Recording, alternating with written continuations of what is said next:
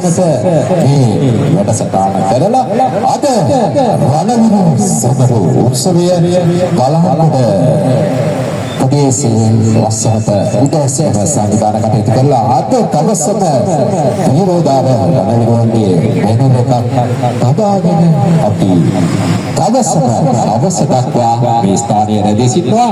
නැවත පාර අපි ස්තුතිවන්ත වෙන්න ඕනේ අපේ පාලිත සඳරුවන් මාතා හොඳ වැඩක් කරේ.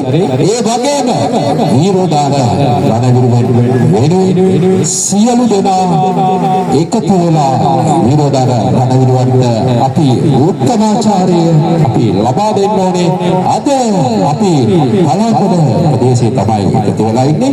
ඒ වගේම අපිත් එක්ක විරෝධාර රණවිරුවන් ශ්‍රී ලංකා යුද හමුදාව, ආයුධ හමුදාව, ගුවන් හමුදාව සහ පොලිස් විරෝධාර රණවිරුවන් අද මේ රණවිරු සමරු උත්සවයේදී අපිත් එක්ක එකතු වෙලා ඉන්නවා. ගොඩක් සතුටුයි.